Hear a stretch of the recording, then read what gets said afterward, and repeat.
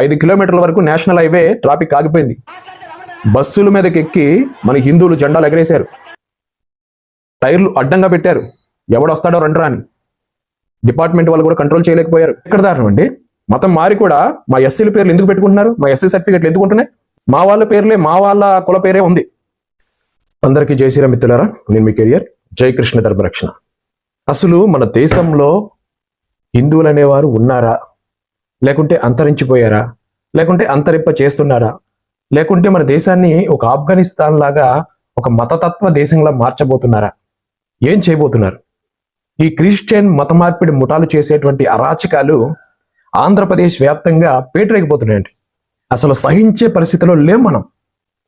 మన సహనాన్ని ఎంతగా పరీక్షిస్తున్నారంటే మెంటల్ లేచిపోతుంది ఒక్కొక్కరికి. అసలు తణుకులో నిన్న నైట్ అండి, నేను నిద్ర కూడా పోలే మీకు చెప్తున్నా. ఉదయం వచ్చి జస్ట్ స్నానం చేసి కొంచెం ఆరాధన చేసుకొని మళ్ళీ మొదలు పెడుతున్నా. కళ్ళు ఎర్రగా ఉన్నాయి, మీరు చూడండి. నైట్ నిద్ర లేదు. ఎంత నీచం అండి. ఆడపడుచులు రోడ్ల మీద కూర్చొని అర్ధరాత్రులు మాకు రక్షణ లేదా అని చెప్పి అడుగుతుంటే ఏ హిందువుకైనా మామూలుగా ఉండదండి. కడుపు రగిలిపోతుంది, నరాలు ఉడికిపోతున్నాయి. ఇవన్నీ అసలు ఏం జరిగిందో తెలిసే ముందు దయచేసి ఈ వీడియో చూడండి. వీడియో చూసిన తర్వాత పూర్తిగా మీకు వివరణ చెప్తాను. ఒకసారి చూడండి మిత్రులారా.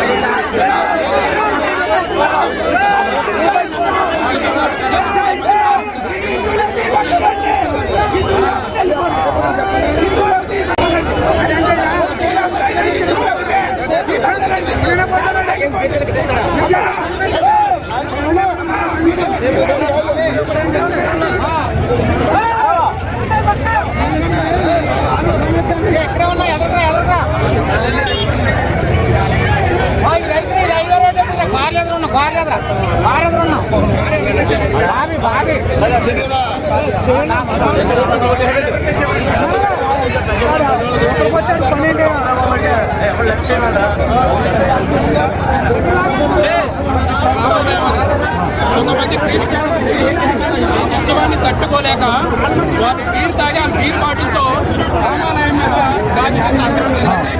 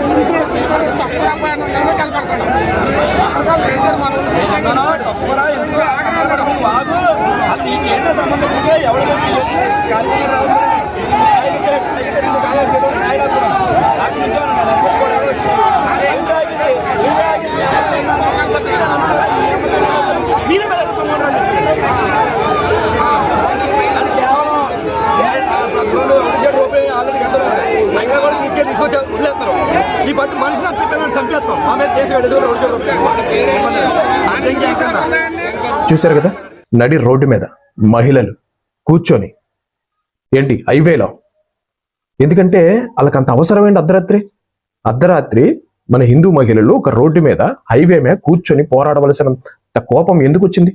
అంత ఆవేశం ఏంటి? అంత ఆందోళన ఏంటి? వాళ్ళకి గుండెలు బాదుకుంటున్నారు. ఏంటి మాకేంటి పరిస్థితి?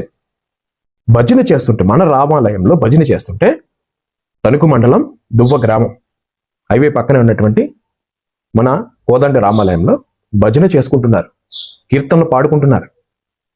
మంచి లైటింగ్ పెట్టి సరదాగా. అది వీళ్ళకి కడుపు మండిపోయింది. ఈ వెధవలకి, ఈ మత మార్పిడి ముఠానా కొడుకులకి అందరికీ కడుపు మండిపోయింది. మండిపోయి అక్కడికి వచ్చి గొడవ పెట్టుకొని ఆ మహిళల మీద బీర్ బాటిల్ ఇసిరి, ఎందుక ఇలా చేస్తున్నావు అని వచ్చినోడిని మొహం మీద గుద్ది రక్తపు స్రావం చేసేసాడిని. ఇదంతా జరుగుతుంటే ఎటు పోతుందండి సమాజం? ఎటు పోతుంది? అసలు వాడికి అసలు ఎలాంటి, నిజంగా చెప్తున్నాను మిత్రులారా, వాడికి కానీ రామాలయానికి కానీ అక్కడ పాట పాడుతున్న వారికి కానీ ఎటువంటి గొడవలు కానీ ఏమీ లేవు. కేవలం రామాలయంలో జరుగుతున్నటువంటి ఆ ఉత్సవ కార్యక్రమం చూసి వాళ్ళకి కడుపు మండిపోయి వెనకుండా నడిపిస్తున్న పాస్టర్ నా కొడుకుని ఉంటుంది, ఖచ్చితంగా ఉంటుంది, బాంబులుగా ఉండదు. ఈ వీడియోలు చూడండి ఒకసారి, నేను మళ్ళీ మాట్లాడుతూ చూడండి.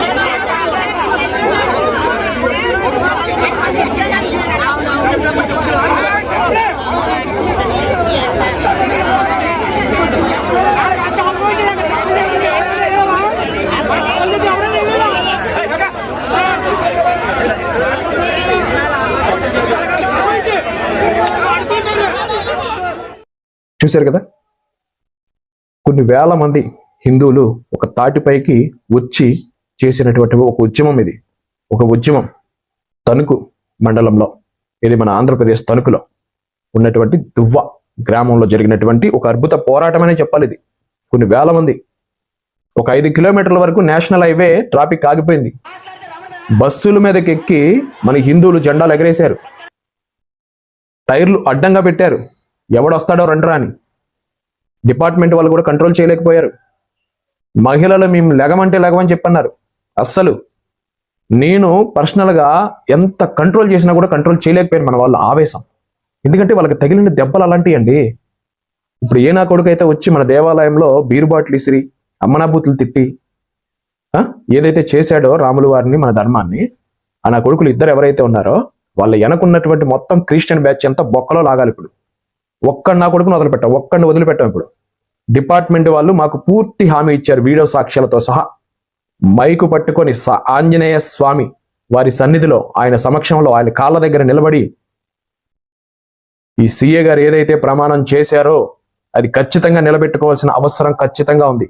ఏమాత్రం మీరు మాట తప్పినా, మడం తిప్పినా, డిపార్ట్మెంట్ వాళ్ళు ఏదైనా లాలుచి పనులు ఏదైనా ఆ కార్యక్రమానికి సంబంధించి, ఈ ఉద్యమానికి సంబంధించి ఏదైనా చేసినట్టు తెలిస్తే ఈ విషయం చాలా పెద్దదవుతుందండి. నిన్న మీరు చూసింది ఏమవుతుందంటే అది కేవలం ట్రైలర్ మాత్రమే. కేవలం గ్రామ ప్రజలు తామంతటి తాము తిరగబడి చేసినటువంటి ఉద్యమం అది. ఒక గ్రామం మొత్తం రోడ్డు మీద నించుంది అక్కడ. ఇది ఇప్పుడు యావత్ భారతదేశానికి తెలుస్తుంది మా ద్వారా. ఆ రామచంద్రమూర్తి దయ వల్ల మేము ఒక కార్యక్రమం కోసం ప్లాన్ చేసుకున్నాం. అయితే ఆ రామచంద్రమూర్తి, అరే శివయ్యకి నీ ద్వారా న్యాయం జరగలేదు, అవతల వాళ్ళు సహకరించలేదు, ఇందులో రాజకీయాలు నడిచినాయి అని చెప్పి రామయ్య మళ్ళీ నాకు పని కల్పించాడు. ఆ రామయ్య లేకపోతే, మేము అక్కడ ఆ స్పాట్లో లేకపోతే మా టీం అందరూ కూడా, లక్కుగా మా టీం అంతా అక్కడే ఉన్నారు. మీ అంతా అక్కడికి వెళ్ళేసరికి రచ్చ గోల జరుగుతుంది. ఇంకా దాన్ని ఎట్లయినా కూడా ఈ హిందూ సమాజానికి తెలియపరచాలి, ఈ ప్రపంచానికి తెలియపరచాలి అనే ఉద్దేశంతో ప్రతిదీ కూడా పిన్ టు పిన్ ఆ ఉద్యమాన్ని మరింత తీవ్రతరం చేసి మేము ప్రతి విషయంలోనూ కూడా కులంకషంగా చర్చించి ప్రత్యక్ష సాక్షులతో మాట్లాడి, మహిళా ముహూర్తులతో మాట్లాడి, పోలీస్ సిబ్బంది వారు వస్తే ఒకడొస్తే సరిపోదు, ఇద్దరు వస్తే సరిపోదు, మీ ఎస్పీ గారు రావాలని చెప్పాం, డిఎస్పీ గారు రావాలని చెప్పాం, లేకుంటే ఇంకెవరైనా పెద్ద నాయకులు వచ్చి మాకు ఒక మాట ఇవ్వాలి. మాట ఇస్తే కానీ న్యాయం జరగదని మాకు తెలుసు. ఇప్పుడైనా న్యాయం జరుగుతుందో లేదో మాకు తెలియదు, కానీ జరగకపోతే మాత్రం చాలా పెద్ద విషయం అయిపోతుంది. సీఏ గారు వచ్చారు, 3 ఎస్ఐలు వచ్చారు, ఇంకా డిపార్ట్మెంట్ వాళ్ళు చాలా మంది వచ్చారు. అయినా నాకు తెలియక అడుగుతానండి, అక్కడ అన్యాయం జరిగింది మాకు న్యాయం జరగాలి. పోరాడుతుంది మేము, దెబ్బతిన్నది మేము, అవమానం పాలైంది మేము. అన్యాయం జరిగింది మా ధర్మానికి, మా మహిళలకైతే ఇంటెలిజెన్స్ ఆఫీసర్లు అందరూ నా చుట్టూ ఎందుకని తిరుగుతున్నారు అక్కడ? నేనేమైనా తీవ్రవాదిలా కనబడుతున్నాను మీకు? ఎంతమంది వచ్చారో మీకు తెలియదా సోదరులారా? మీకు తెలియదా? నేను కూడా ఇంటెలిజెన్స్ ఆఫీసర్లు వచ్చారు చూడండి, నా మీద దాడి చేస్తున్నారని చెప్పి సోషల్ మీడియాలో పెట్టాలా? గౌరవప్రదమైన హోదాలు ఉన్నారుగా. మేమేం చేస్తున్నాం, ఎంత నిజాయితీగా పనిచేస్తున్నాం మీకు తెలుసు కదా. మళ్ళీ మా దగ్గర అమాయకుల్లాగా వచ్చి నా దగ్గర ప్రశ్నిస్తున్నారు. నా చుట్టుపక్కల ఎంతమందితో వచ్చాడు, ఏడీఆర్ గారిని ఎవరు పిలిచారు, ఇవన్నీ ఎందుకు సార్ మీకు? ఎందుకు? ఎంతమంది వస్తాం? లారీ వేసుకొని వస్తాం, 2-3 కార్లలో వస్తాం, లేకుంటే ఊరు మొత్తం వస్తాం. మాకు జరిగినప్పుడు మీరు రావద్దా? ఏ చర్చిల దగ్గర మసీదుల దగ్గర జరిగితే వాళ్ళు రావట్లేదా పొలం అంటూ వేల మంది? ఏమో రామాలయం జరిగితే మీరు రావడం తప్ప? నీ హిందూగా నా బాధ్యత అది.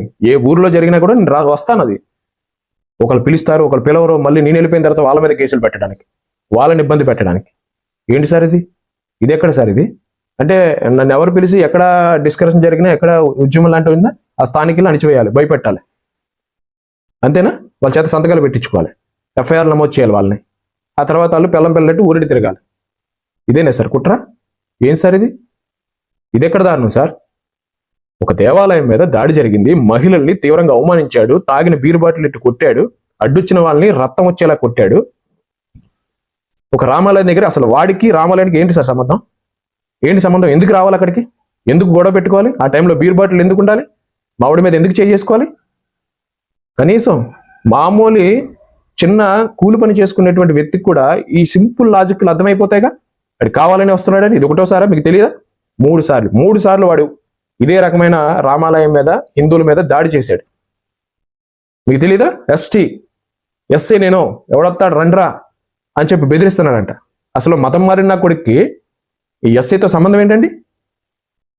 ఎస్సీ అని చెప్పేసి ఇంక వదిలేస్తారా? వాడు కొట్టినా పడుండాలి, తిట్టినా పడుండాలి. ఇది ఎక్కడ దారుణం అండి?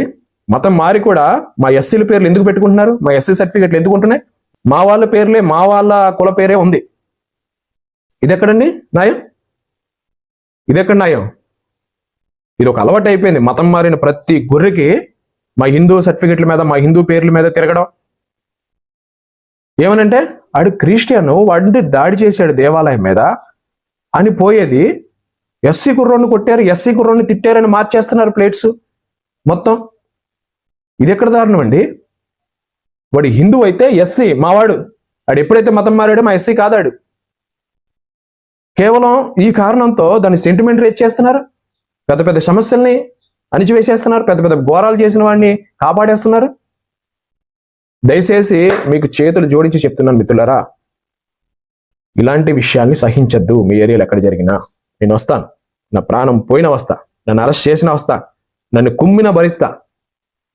కానీ నా దేవాలయం మీద, నా హిందువుల మీద దాడి జరిగితే ఖచ్చితంగా నేను నిలబడతా, ఎంతవరకైనా నిలబడతా. నాకు రాజకీయ పార్టీలతో సంబంధం లేదు,